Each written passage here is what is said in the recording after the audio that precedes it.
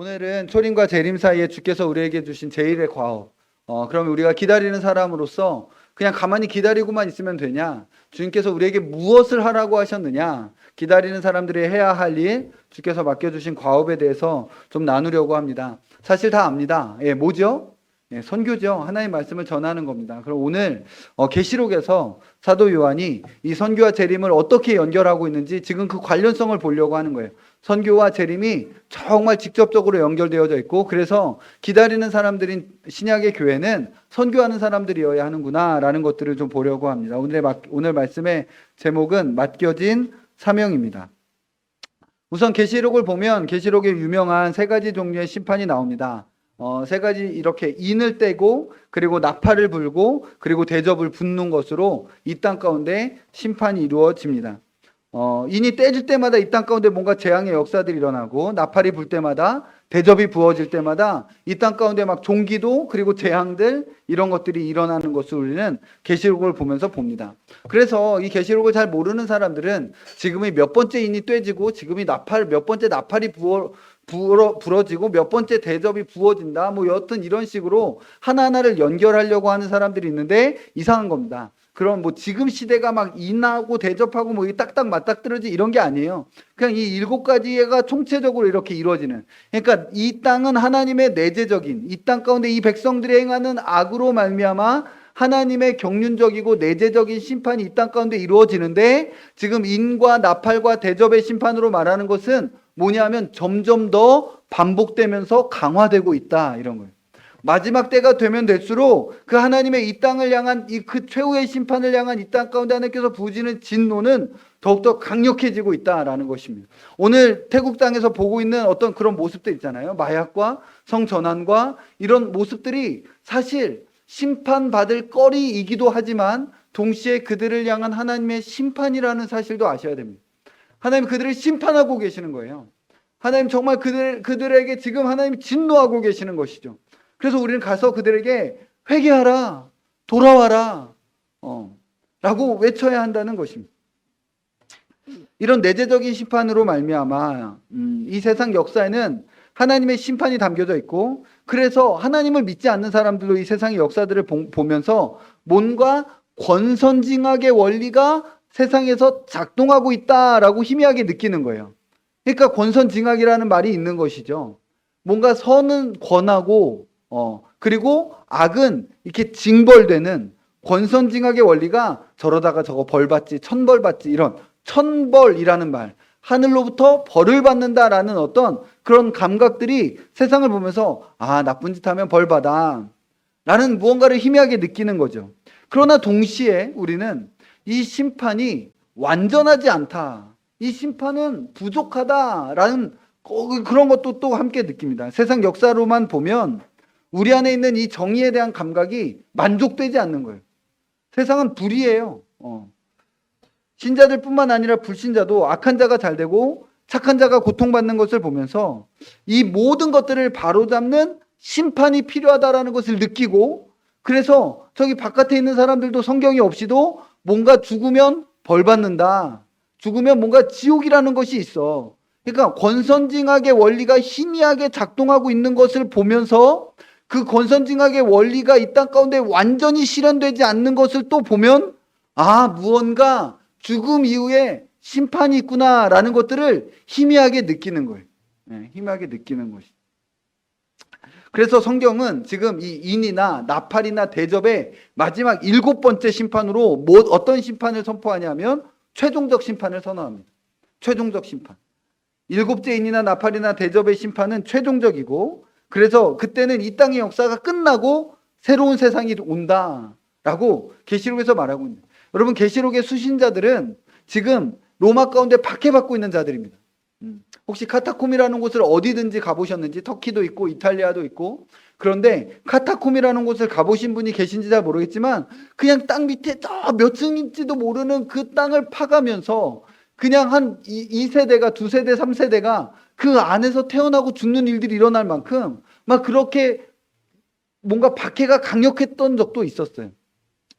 그렇게 이 심판을 피하면서 이 뭔가 이 재난과 재앙을 피하면서, 핍박을 피하면서 그 안으로 들어간 사람들을 지금 사도 요한이 지금 자신의 이 계시록을 통하여 위로하는데 심판이 온다. 위로하고 있는 거예요. 심판이 온다. 저들을 향하여 하나님께서 잠잠히 계신 것이 아니고 지금 이 세상 역사에서도 지금 심판하고 계시고, 그리고 최종적으로도 온전한 공의를 드러내 주실 것이며 어린 양이 이기신다 라는 것을 지금 그림으로 막 그려주고 있는 거예요. 이게 묵시문학인 거예요. 이게 너무 이들에게 그림을 그려주는 거예요. 이렇게 오면 강의처럼 막 강의 안으로 막 이렇게 말해주는 게 아니라, 계시록은 막 이런 막 그림을 막 그려줘가지고 그 안에 강력하게 위로를 받고, 그래 어린 양이 이기셔, 그래 주님 다시 오셔, 곧 오셔, 그래 끝까지 견디고 버텨보자 라고 서로를 위로하도록 계시록의 그림을 그렇게 그려주고 있는 것입니다. 그래서 이 일곱째 나팔이 불 때 오늘 보면 7절, 오늘 본문의 7절에 보면 이렇게 말하고 있어요. 우리 7절 같이 한번 볼까요? 7절 말씀 같이 읽겠습니다. 시작. 일곱째 천사가 소리내는 날 그의 나팔을 불려고 할 때에 하나님이 그의 종 선지자들에게 전하신 복음과 같이 하나님의 그 비밀이 이루어지리라 하더라. 하나님의 구약의 모든 선지자들, 그러니까 하나님이 그의 종 선지자들에게 전하신 복음과 같이 구약에 있는 선지자들이 다 복음을 들었다는 거예요. 하나님으로부터. 그리고 그 선지자들이 말한 것은 복음이라는 것이죠. 그러니까 구약은 복음이에요. 여러분, 구약은 복음이에요. 사도 바울이 복음 전하러 다니면서 성경 들고 다니면서 뭐 갖고 복음 전했겠어요? 구약 말씀 가지고 복음 전한 거예요. 그렇잖아요. 구약 말씀 보면서 봐봐 예수 그리스도 이렇게 해서 믿음으로 구원받는 거야. 이거 구약 성경 가지고 다니면서 복음 전한 거죠. 그러니까 구약의 선지자들의 이 하나님께서 적어놓으신 이것은 복음이고, 오늘도 보면 하나님이 그의 종 선지자들에게 전하신 복음과 같이라고 말하고 있어요. 모세로부터 시작해서 엘리야, 엘리사, 이사야, 예레미야, 에스겔, 다니엘 등이 다 복음을 받고 복음을 말한 겁니다. 모든 선지자들이 복음을 노래한 거죠. 그래서 우리가 찬송가에도 보면 그런 찬송가 있잖아요. 오래던 선지자 꿈꾸던 복을, 이렇게 오래던 선지자가 꿈꾸던 그 복을 만민이 다 같이 누리겠네. 지금 그 일이 일어난다라는 거예요. 네. 그게 바로 일곱째 나팔이 불려올 때에 완전히 성취된다라고 말하고 있는 거예요. 그럼 일곱째 나팔이 불면 어떤 일이 일어난다라고 말하느냐? 다음 장 한번 보실까요? 다음 장에 11장 15절 보면, 요한계시록 11장 15절 다음 절에 보면 뭐라고 나오냐면, 같이 한번 읽어봅시다. 시작. 일곱째 천사가 나팔을 불매 하늘에 큰 음성들이 나서 이르되 세상 나라가 우리 주와 그의 그리스도의 나라가 되어 그가 세세토록 왕노릇 하시리로다 하니.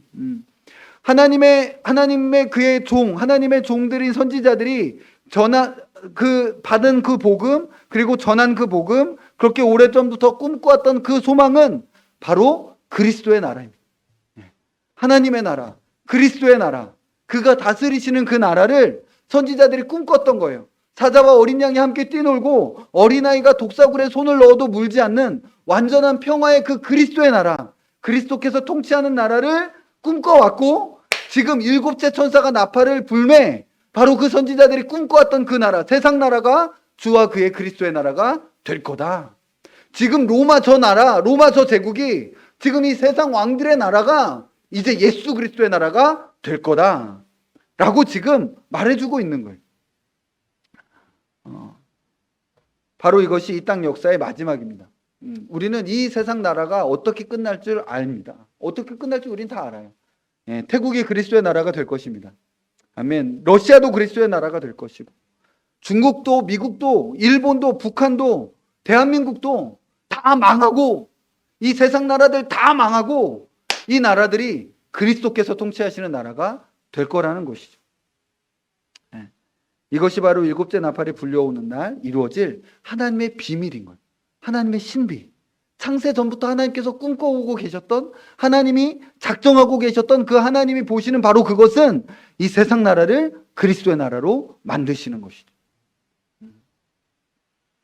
근데 오늘 이제 이 뒷부분에 보면 일곱째 천사가 나팔을 불기 전에 하나님의 비밀이 성취되는 이 일을 위하여 교회가 해야 될 일이 무엇인지를 보여줍니다.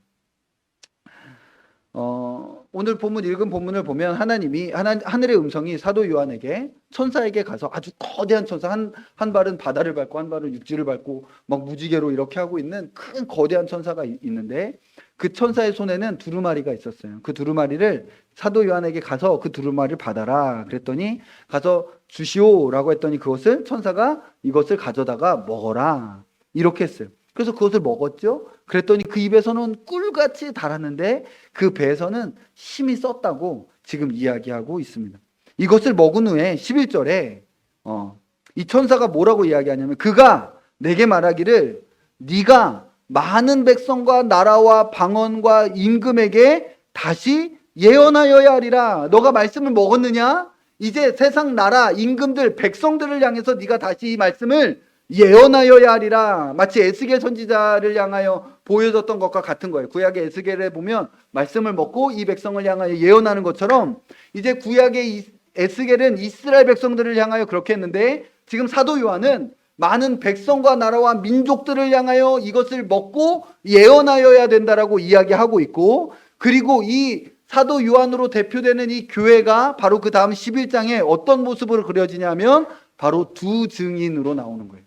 11장에 두 증인이 있는데 이 두 증인은 어떤 또 계시록을 잘못 이해하고 있는 사람들은 이 두 증인이 교회의 역사 맨 마지막에 나타날 특별한 두 명의 증인이야. 그래서 내가 증인이고 또 저쪽에 누구도 증인 한 명 더 있어. 막 이러면서 내가 그 증인이야. 막 이러면 그런 이단이 지금 우리나라에 있어요. 그러면 이제 그 사람 증인님 이러는 거예요. 근데 그런 게 아니고 교회가 다 증인인 거예요. 교회는 다 두 증인인 거예요. 왜 두 증인 이유는 뭐냐면 주님께서 둘씩 보내셨거든요. 제자들을. 그리고 두 명의 증언으로 증언을 확실하게 하시게 했기 때문에 그냥 두 증인, 확실한 증거를 말하는 사람들, 확실하게 증언하는 사람들이라는 의미에서 지금 교회는 두 증인인 거예요. 그래서 신약의 모든 교회, 사도 요한으로 대표된 교회가 이것을 먹었고, 그리고 두 증인으로 대표된 교회가 이것을 실행하고 있는 것입니다. 그리고 11장에 쭉 두 증인의 사역이 나오고 마지막에 일곱째 천사가 나팔을 부는 거예요. 그러니까 지금 이 예수 그리스도께서 재림하시고 영광 중에 다시 오시는 이 일을 위하여 하나님께서 교회에게 맡기신 사역은 뭐냐면 말씀을 먹고 말씀을 말해라. 지금 이거 말씀하고 계신 거예요. 말씀을 받아서 먹고 가져다가 먹고 그리고 그 말씀을 왕들과 백성과 임금과 나라들을 향해서 말해라. 이것이 바로 이미와 아직 사이에 있는 교회들의 과업이다. 라고 말씀하시는 것이죠. 신약교회의 가장 중요한 사명입니다. 이것은 마치 우리 주 예수 그리스도께서 지상명령으로 주신 너희는 가서 모든 족속으로 제자를 삼아 아버지와 아들과 성령의 이름으로 세례를 주고 내가 너에게 분부한 모든 것을 가르쳐 지키게 하라. 볼지어다 내가 세상 끝날까지 너희와 항상 함께 있겠다라고 말씀하시는 그 말씀하고 같이 가고 있는 거예요. 지상명령, 주님께서 바로 마태복음에 보면 왕으로서의 예수 그리스도를 보여주고 있어요. 마태복음은 유대인의 왕으로 오신 이가 어디 계시뇨라고 마태복음 2장에서 이렇게 족보로부터 딱 나온 다음에 이 십자가의 명패에 유대인의 왕이다. 나사렛 예수 유대인의 왕이다. 그래서 유대인의 왕으로 시작해서 유대인의 왕으로 끝나고 그리고 부활하신 그리스도께서 모든 온 우주의 통치자로서 가서 이제 복음을 전해라라는 왕의 가장 강력한 명령, 지상 명령이 나오는 것으로 지금 마태복음이 마무리되고 있고 사도 요한은 지금 그 지상명령을 받은 교회를 바로 이 두 증인으로 자기가 말씀을 먹고 말씀을 말해야 될 사명을 가진 공동체로 그려주고 있는 것입니다. 예수 그리스도의 재림을 위해 섬기는 교회가 해야 할 가장 중요한 일은 바로 모든 민족에게 복음을 전하는 것. 모든 민족에게 복음을 전하는 것입니다. 이것이 주님의 재림을 소망하는 우리 마라나타 워십이 이렇게 매주 종족을 소개하고 이 민족들과 나라들을 위하여 계속 기도하는 이유예요. 하나님 저곳에도 복음이 들어가게 하여 주십시오. 하나님 저곳에도 추수할 일꾼을 보내어 주시옵소서. 추수할 것은 많되 추수할 일꾼이 부족하니 너희들은 추수해 죽게 추수할 일꾼을 보내어 주소서 하라 라고 기도하라고 하셨잖아요. 우리는 그 기도를 하는 거예요. 주님 추수할 일꾼을 보내어 주소서. 그리고 모임 이후에도 민족별로 지금은 티베트하고 인도네시아만 위해서 기도하지만 민족을 품은 사람들이 같이 그 민족을 위하여 기도하는 이유도 매주마다 그렇게 하는 이유도 바로 이것인 거예요. 사실 우리 중에 그런 사람들이 더 많이 나오기를 원합니다. 북한을 위해서도 한 무리 모여서 기도하면 좋겠고, 예, 그냥 저기 뭐 어디 품은 이 여러 나라들 우크라이나 지금 상황 뭐 긴급한 상황으로 일시적으로라도 그렇게 모여서 기도하면 좋겠고, 이런 것들이 계속적으로 우리 안에 일어났으면 좋겠습니다. 여러분, 어떠한 모임의 사이즈는 그 모임 가운데 임하신 주님을 섬기며 정말 그 믿음으로 섬기는 그 사이즈가 그 모임의 사이즈인 거예요. 그냥 아무리 막 10,000명, 100,000명, 100,000명이 모였어도 그저 자신의 일신의 쾌락과 일신의 성공이나 자기 그냥 먹고 사는 것, 그걸로 그냥 모여져 있으면 그냥 그 모임은 그 수준인 거예요. 그러나 두세 사람이 모였어도 열방과 나라와 민족들을 놓고 기도하면 그 모임은 거의 골방에서 모여도 그 골방에서 임하신 주님은 열방보다 크시기 때문에 그 안에서 땅의 나라들과 민족들이 주님께 기도할 때 주님이 경영하시게 되는 것이죠. 우리 그걸 믿는 거예요. 우리 이곳에 계신 주님은 세상보다 크시다. 세상보다 크시다. 그래서 우리가 여기서 태국을 위하여 기도하는 거예요. 저것들 지들이 여기서 뭐 기도한다라고 그 땅에 몰아도 돼? 뭐 헛짓거리야. 세상 사람들은 그렇게 생각하겠죠. 니들이 여기서 태국을 위하여 기도한다고 태국에 무슨 일이 일어나냐? 우리는 믿는 거예요. 일어난다. 우리의 무언가가 아니라 우리 중에 임재하신 주님의 능력으로 일어난다. 지금 기도를 들으신 하나님이시다 라고 하는 것이죠. 모든 교회는 증인이며 증언하는 사람들입니다. 이미와 아직 사이의 모든 교회가 무엇보다도 증인이며 증언하는 사람들인 것이죠. 예언은 그리스도 안에서 성취되었고 복음은 완성됐습니다. 복음이 완성됐어요. 이제 이스라엘 땅에서 복음이 완성됐어요. 그러면 이 완성된 복음을 가지고 해야 될 건 땅끝으로 가는 거예요. 땅끝으로 가는 거예요. 그게 우리의 사명입니다. 먼저 오해하지 말아야 할 것은 이것은 교회 안에 선교사라고 일컬어지는 어떤 소수의 사람들에게만 특별히 부여된 사명이 아니라는 것입니다. 물론 직접적으로 이 사역을 감당하도록 부르심을 받아 땅끝으로 나아가는 귀한 사람들, 선교사님들이 있습니다. 그러나 이것이 다른 교회들, 성도들은 이 사명에서 제외되었다라는 것을 의미하지는 않습니다. 여러분 한번 이렇게 생각해 봅시다. 우리가 선교사님을 어떤 지역에 파송했어요. 우리 GM에서 인도네시아의 김하늘 추소망 선교사님은 지금 인도네시아에 파송을 했는데, 하나님께서 복을 주셔서 그 교회 안에 제자들이 일어나게 됐다라고 생각을 합시다. 막 제자들이 일어났어요. 1명, 2명, 3명, 4명 이제 예수 그리스도를 믿고 제자들이 일어나고 교회가 세워지고 있어요. 그러면 우리는 그 제자들이 어떻게 그 인도네시아 땅 가운데 살기를 소망하고 기대합니까? 당연히 그 민족의 영적인 리더로 그 민족의 영적인 운명을 놓고 열심으로 그 민족 안에서 사역하고 또 만약 마음 주시면 다른 민족을 향해서 나아가서 복음을 전하는 제자들이 되기를 소망하잖아요. 당연히 그렇게 될 거 아니에요. 그 현지의 제자는 미전도 종족의 그리스도인으로서 그 민족의 운명을 놓고 선교사적인 삶을 살기를 우리는 소망할 것입니다. 그리고 오히려 현지 그리스도인이기 때문에 그 문화와 언어에 더욱더 잘 맞으니까 이제 선교사님보다 더 탁월하게 열심으로 사역할 것을 우리는 기대할 것입니다. 그렇잖아요. 이제 내가 이렇게 해서 복음 이렇게 전해가지고 제자가 됐으면 이제 이 제자가 나보다 더 탁월하게 이제 그 땅 가운데서 사역하기를 기대하는 것이죠. 여러분, 우리는 우리 자신에게도 바로 그런 삶을 기대해야 됩니다. 우리 모든 그리스도인들은 지금 선교지에서 복음을 들은 제자들입니다. 우린 지금 현지에서 예수님을 믿는 제자들이다라는 사상을 가져야 돼요. 한국교회가 지금 우리가 사실 약간 독특한데요. 한국교회가 한 110여 년 전 1907년에 평양에 부흥이 있었지만 그럼에도 불구하고 한국교회는 한국 사회에서 늘 소수였죠.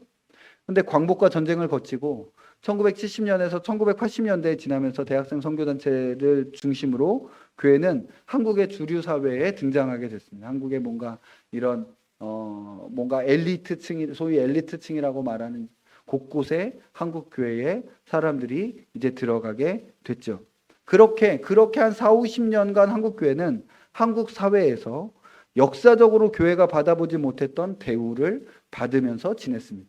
그게 우리가 살고 있는 한 4, 50년, 50년 정도 되는. 그런데 우리는 다, 여기 있는 우리는 모두 다 대부분 그 50년 안에서 생활을 한 거죠. 네.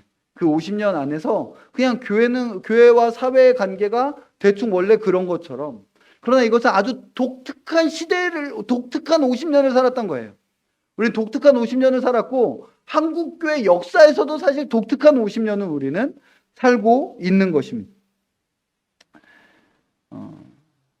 그런데 문제는 이렇게 뭔가 이런 어떤 식의 상황들을 되게 일반적이고 정상적이라고 생각하는 시대가 되어버렸다는 것입니다. 여러분, 지금 한국 대학 청년 대학생들의 복음화율이 몇 프로라고 하는지 혹시 아시나요? 뭐 여러 군데 뭐 이것저것 찾아봤는데 22년도에 쓰여진 글들 이렇게 좀 보면 1.5%라고 말하는 곳들이 이렇게 보이더라고요. 그러니까 1%에서 2%예요. 청년 대학생들의 복음화율이 1%에서 2%입니다. 오늘 아까 전에 태국 보니까 1.2%라고 하더라고요. 네. 전체적으로 1.2%고 이제 개신교는 0.65%고 이렇게 되는데 카톨릭까지 하면 1.2%. 그러니까 뭐 거의 비슷한 거예요. 거의 비슷한 거예요. 대학 청년들 기준으로 봤을 때 이 나라는 정말 선교지고, 여러분들 선교지 수준 안에서 지금 제자들이신 겁니다. 예수 그리스도의 제자들인 거죠. 어린 세대일수록 점점 보면, 제가 보면 세대가 어려질수록 반기독교 사상이 점점 흐려지고 있는 것 같아요. 근데 왜냐하면 기독교가 뭔지도 잘 몰라요. 기독교가 뭔지도 잘 모르는 시대에 어린 세대들 점점 어려질수록 교회에 가본 적도 없고, 점점 이제 예수 그리스도라는 이름은 좀 알겠지만 점점 뭔지 잘 모르는 그런 시대가 돼가고 있습니다. 우리는 그리스도인 한국교회는 원래 그 복음의 야성으로 돌아가야 됩니다. 그냥 4, 50년에 우리가 태어났던 이런 거 말고 우리가 현지의 제자들이구나. 선교지 현지의 제자들로서 지금 우리가 이제 살아야 되는구나. 우리가 모두를 전환해야 되는구나. 라는 인식들을 해야 되고, 그런 인식들로 우리가 이제 다음 세대를 가르쳐 줘야 돼요. 오히려 이런 위기는 그런 의미에서 기회가 될 수 있는 것입니다.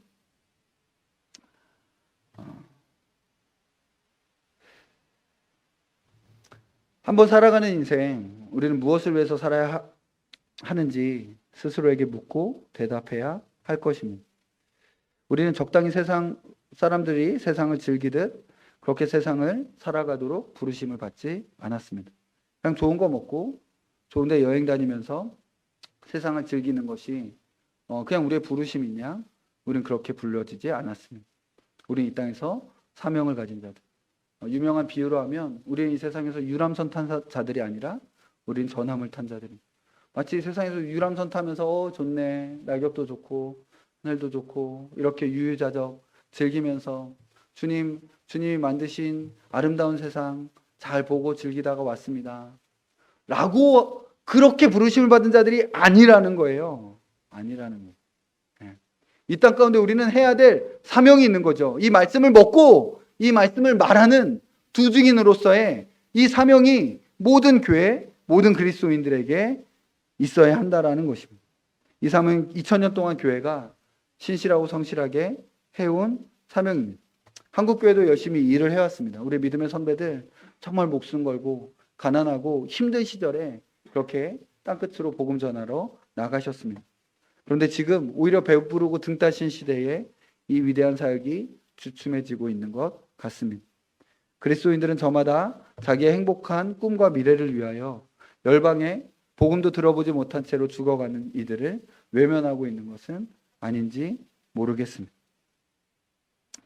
주께서 우리에게 이런 소망과 비전을 주시기를 소망합니다. 정말 물론 스스로 이 영광을 취할 수 있는 사람은 없어요. 하나님 부르시는 겁니다. 그러나 하나님은 그것을 소원하고 그것을 원하는 자에게 이 위대한 부르심을 주실 줄도 믿습니다. 이 복음을 전하기 위해서 교회가 먼저 해야 할 일이 오늘 본문에 나오는데, 그것은 바로 말씀을 먹는 겁니다. 말씀을 먹는 거예요. 여기서 먼저 우리가 주의해야 할 일은 이 위대한 일을 위하여 요구되는 것이 이것 외에는 없다는 겁니다. 이 하나님의 말씀을 증언하는 이미와 아직 시대의 유일한 과업, 이 사명을 위하여 하나님께서 교회에게 요구하시는 것이 이 말씀을 먹어라 말고는 없다라는 거예요. 이 귀한 사명을 수행하기 위하여 어떤 자격 요건이나 어떤 실력이나 어떤 그 무엇을 요구하시는 것이 아니고 단 하나를 요구하시는데 바로 말씀을 취하여 먹는 것입니다. 못나도 부족해도 쓰임받을 수 있는데 유일하게 요구되는 것은 말씀을 먹어야 한다는 거예요. 하나님께서 각자의 부르심과 믿음의 분량과 은사의 분량을 따라서 우리를 필요한 곳에 심어주실 것입니다. 그러나 어디에 심겨지든지 간에 모든 사람들에게 요구되는 동일한 원리는 이 말씀을 먹어라. 이 말씀을 먹어라. 먹지 않고 말하려고 하는 사람들은 결국 쓰임받을 수 없을 뿐만 아니라 그런 사람들이 사역하게 되면 뭐해요? 말씀 먹지 않고 사역하려고 하는 사람들 뭐해요? 되도 않는 자기 경험, 되도 않는 자기 체험. 그러니까 자기 경험과 자기 체험이 말씀보다 더 우위에 있는 거예요. 그 체험을 중심으로 체험을 말하기 위하여 말씀을 이용해요. 근데 정말 하나님의 말씀의 탁월함을 경험한 사람들은 자기의 체험과 경험을 그냥 잊어요.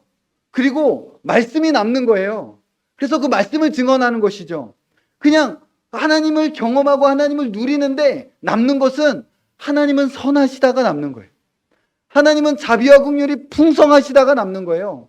내가 어떤 체험을 했고 내가 이런 기적을 경험했다가 아니라 하나님이 어떤 분이신가 라고 성경이 말하는 그것에 감격하여 고백하는 것이죠. 그게 남는 거예요. 이게 말씀을 깊이 먹은 사람들의 삶의 특징입니다. 그렇지 않는 사람들은 되도 않는 자기 몇 번의 경험이나 이렇게 하면 이렇게 된다 라는 어떤 이런 것에 잣대에 모든 사람들을 다 맞춰가지고 네가 이렇게 되는 건 이거 안 해서 그냥 자기가 금식의 은혜를 받았으면 네가 이거가 안 한 거 금식 안 해서 그런 거예요. 이거 해봐 그럼 금식해. 금식하면 돼. 그냥 다 금식인 거예요.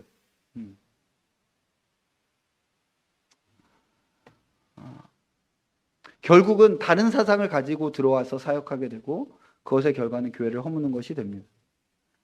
지금도 갖다가 먹어버리라. 가져다 이 말씀을 먹으라는 천사의 말은 교회를 향하여 계속 울리고 있습니다. 가져다 말씀을 먹어라. 이 말씀을 가져다 먹어라. 이 말씀을 가져다 먹어라. 라는 이 천사의 음성이 이 계시록 말씀을 통하여 교회에 계속 울리고 있는 거예요.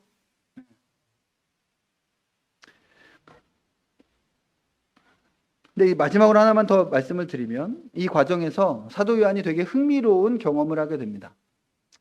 그것은 바로 입에서는 꿀같이 달아요. 근데 배에서는 아주 몹시 쓴 거죠. 이게 뭘까? 뭘까? 그런 말씀은요. 하나님의 말씀은 달기도 하고 쓰기도 합니다. 말씀은 달고 말씀은 또 씁니다. 그래서 말씀은 되게 사랑스럽고 좋으면서도 어느 때는 말씀이 미워지기도 합니다. 여러분 말씀이 미워지는 경험을 합니까? 이렇게까지. 말씀이 달기도 하고 쓰기도 해서 그렇습니다. 이 말씀은 답니다. 어떤 의미에서 답니까? 우리를 향한 하나님의 사랑과 자비, 그 풍성하신 그 긍휼의 무궁하심, 하나님이 어떻게 이렇게까지 기다리시는가? 하나님이 어떻게 이렇게까지 사랑하시는가? 하나님이 어떻게 이렇게까지 아들을 주시면서 우리를 구원하시는가? 손을 내미시는가? 이 복음의 위대한 이야기를 들을 때 우리의 마음은 감격하고 달죠. 꿀같이 답니다. 정말 꿀같이 답니다. 하나님 감사합니다. 하나님이 어떻게 한결같이 내 편이 되어주시고 하나님이 잃어버린 나를 어떻게 찾아오셔서 나를 건져내 주셨는지 이런 이야기, 성경에 나오는 이런 이야기를 들을 때 우린 정말 달죠.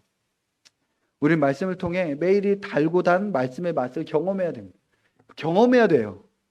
이 말씀이 정말 단구나라는 이 단 것을 경험하는 만큼 우리는 쓴 것을 버텨낼 수 있어요. 말씀의 이 은혜, 하나님이 나를 어떻게 사랑하셨는지, 하나님이 나를 위하여 얼마나 큰 일을 행하셨는지, 이 하나님의 은혜가 100% 은혜라는 것을 아는 만큼 우리는 이 말씀에 쓴 것을 견뎌낼 수 있게 되는 거예요. 그럼 이 말씀이 쓰다는 것은 무엇입니까? 이 말씀은 우리 안에 모든 인본주의적인 사상을 하나도 허락하지 않습니다. 돌 하나도 남겨놓지 않을 것처럼 하나님이 끝까지 추적해 주셔서 추적해 나가시면서 그건 죄야. 그건 자기 자랑이야. 그건 너의 명예와 너의 영광을 구하는 거야. 그 마음 버려야 돼. 라고 끝까지 추적하시면서 그것을 찔러내시는 거예요. 그때 우리의 속이 쓰리죠. 속이 쓰리죠. 너에게는 선한 것이 없고, 너에게는 의지할 만한 것도 없고, 너에게는 자랑할 만한 것도 하나도 없으니 너는 그저 항복해라. 조금의 타협의 여지도 없이 어쩌면 무자비하게 적당한 수준에서 멈춰주지도 않고 우리의 죄성을 마지막까지 끝까지 다 도려내시려고 하는 거예요. 말씀이 우리 안에 들어오시면 말씀은 그렇게 하십니다. 끝까지. 이게 속이 쓰리고 아프고 고통스러운 거죠.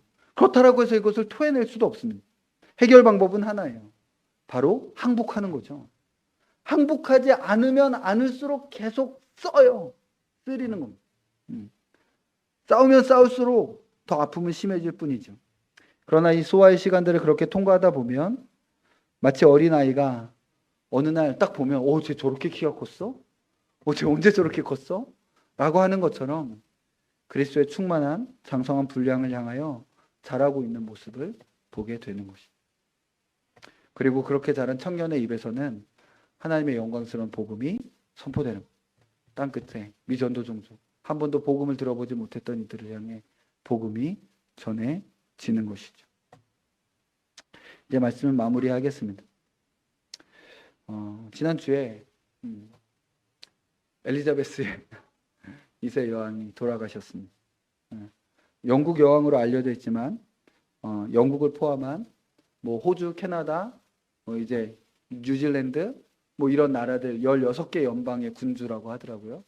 16개. 그리고 한때는 한때 군주였던 나라들까지 다 합치면 42개국의 여왕이었다라고 합니다. 42개 나라의 군주였던 거예요.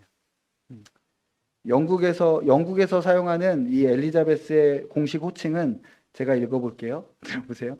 뭐라고 부르냐면 공식 호칭은 하나님의 은총으로 그레이트 브리튼 북아일랜드 연합왕국과 그 밖의 국가와 영토의 여왕, 영연방의 원수, 신앙의 수호자이신 엘리자베스 2세 폐하. 이거예요. 이것도 줄인 거예요. 사실 보면 또 이걸 하나하나 말한 거 되게 긴 것도 있어요. 이게 그냥 그의 칭호예요. 이 영국 여왕 공식적으로 영국 교회의 수장이죠. 영국 교회의 수장입니다. 영국 교회가 이제 로마 카톨릭으로부터 개혁하여 나오고 나서 항상 왕이 영국 국교회의 수장이 되었고 여왕도 그랬습니다. 어쩌면 이 여인은 현재 살아가고 있는 인생 중에서 가장 영광스럽다라고 여겨지는 지위에서 70년을 있었던 것 같습니다. 70년을 그렇게 살았던 거예요. 한때는 32개국의 군주고 지금도 16개 나라의 여왕으로 살다가 인생을 마무리해요. 그것도 70년. 세상의 통치자들이 그녀의 장례식에 참여하겠다고 다 모여들었습니다. 다 모여들었잖아요. 우리나라 대통령도 거기 갔잖아요. 말 그대로 정말 세기의 장례식이 벌어진 거고, 사실 우리는 그냥 그런가 보다라고 생각할 수 있지만 엄청난 일을 겪고 있는 거예요. 근데 우리는 이 세상에서 그냥 세상 왕의 죽음, 영광과 명예 이런 것들을 보는 것만으로 만족해서는 안 됩니다. 우리는 이런 것들을 보면서 아는 거죠. 세상 왕들은 죽는다. 세상 왕들은 그냥 죽는다.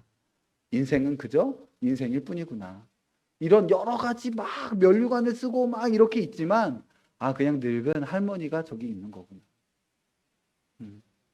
그러나 우리가 섬기는 우리의 왕은 영원하신 하나님이십니다. 우리는 이 사건을 우리의 영원한 왕을 바라보는 기회로 삼아야 하는 것이죠. 아마 이 여인의 죽음을 기점으로 세상은 또 혼돈과 혼란의 싸움이 있게 될 것 같습니다. 이제 왕위 제도는 필요 없다. 이것은 옛 시대의 유물일 뿐이다. 라고 말하는 사람도 있을 것이고 없애버리자라고 하는 거죠. 또 한쪽에서는 이것은 우리가 보존해야 할 역사이며 이 영국의 전통은 수호되어야 한다라고 막 이렇게 말하는 사람들도 있을 것입니다. 그런데 우리는 이런 싸움에 휘말릴 여유가 없습니다. 왜냐하면 우리에게는 그것보다 더 위대한 부르심이 있기 때문입니다. 바로 하늘의 왕의 복음을 선포하는 것입니다. 우리는 왕의 죽음을 이 여왕이 이렇게 죽었으니 장례식에 참석하라고 전하는 자들이 아니라 지금도 살아서 통치하시는 그리스도의 대사로 부르심을 받아서 그리스도 앞에 항복해라. 그리스도의 통치 앞에 항복해라 라고 전할 그리스도의 대사들인 것이죠. 여러분, 우리의 사명을 감당합시다. 어찌하든지 복음을 전합시다. 이 길의 끝에 우리 주님이 계십니다. 우리가 주의 얼굴을 볼 것입니다. 찬양하고 기도하겠습니다.